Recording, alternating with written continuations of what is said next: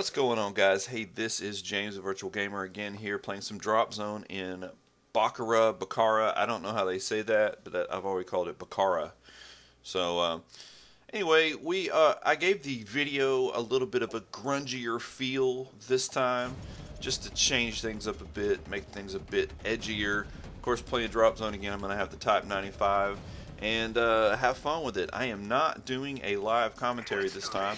I'm going to let the video play it. I'm actually going to talk a little bit about Black Ops 2 and kind of what Black Ops 2 is all about, how it correlates to the storyline of Black Ops 1 and all that stuff, you know, all the stuff that you guys are wondering about as far as Black Ops is concerned. Now, if you haven't played Black Ops, this can be kind of a spoiler coming up, so be a little bit careful.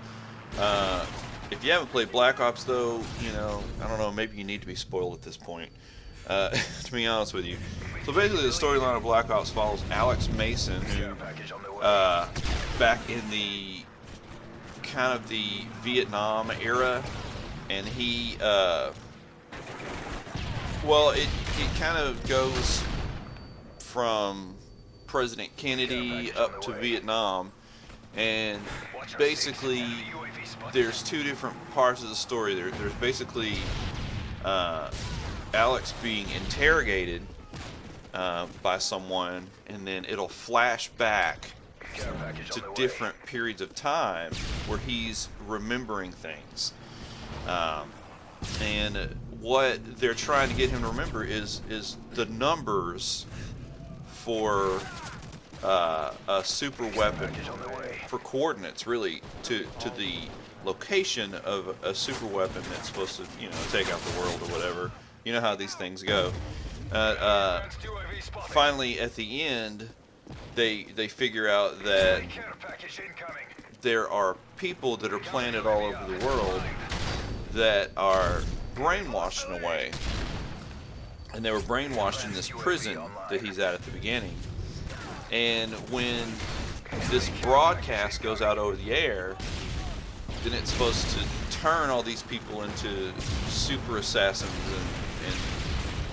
and I don't know. But basically, they find the location at the end of the game and are able to blow it up. Okay. So there is a recurring character throughout the story, Viktor Reznov, who you find out late in the game actually died a long time ago, like early in the game, right after the prison. But yet Mason still sees Reznov, and it kind of lets you know kind of this mental state that Mason's in. The fact that he was brainwashed, and he's still seeing a guy that had died a long time ago.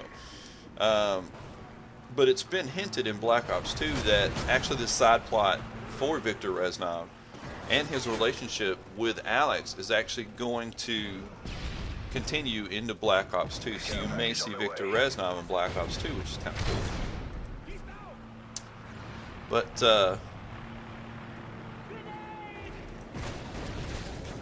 I'm not doing a live commentary, so I'm going back to the video every once in a while to see where I am. So basically, Black Ops 2, to give you a little bit of insight on what that's going to cover, it's basically going to be two connected storylines, kind of like the first one.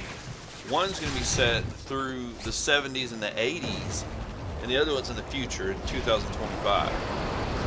So Alex Mason is going to be the guy in the 70s through the 80s. And then his son actually is going to be the guy throughout the later parts, the future parts, and his son's going to be named David, David Mason. So basically, I don't know how it's going to blend together. They don't really explain that yet, and I don't really want to know.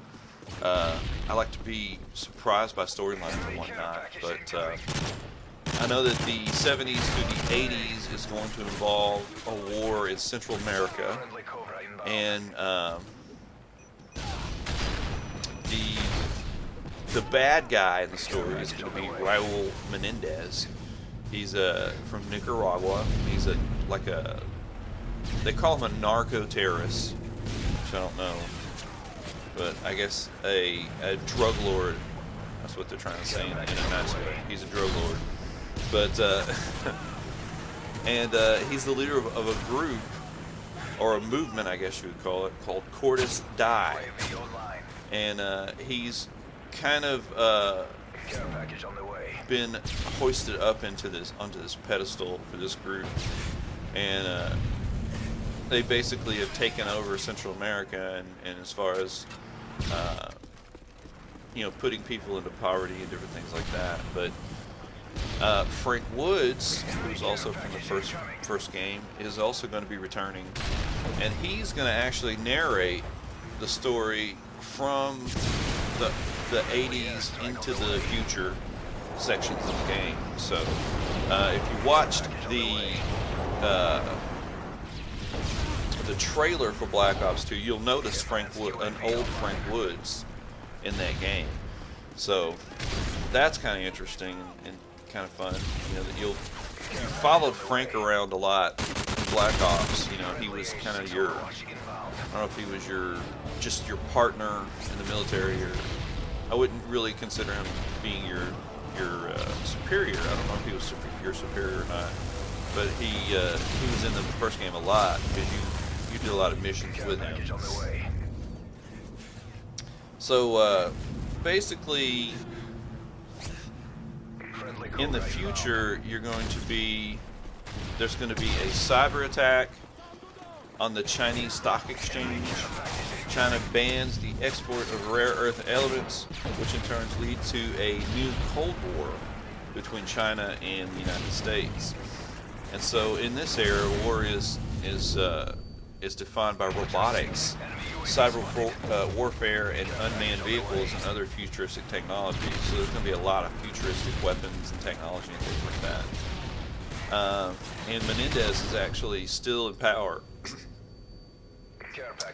and he wants to bring a war. And there's going to be fighting in the United States in this game too, in Los Angeles. There's also going to be fighting in Singapore and in Yemen. And so I'm looking forward to it, man. Just how are you guys looking forward to Black Ops 2? Let me know that. And I liked the storyline for Black Ops 1. I thought it was incredible because it really made sense once you got to the end of it. You know, throughout the game, you're like, man, I don't understand what's going on. But at the end of it, it really ended up making sense and was a really fantastic storyline. So I'm hoping the same for this game. But I think that is the end of the game, and that's all the time we have. Thanks again for watching. Remember to like and subscribe, and check out the next Daily Take.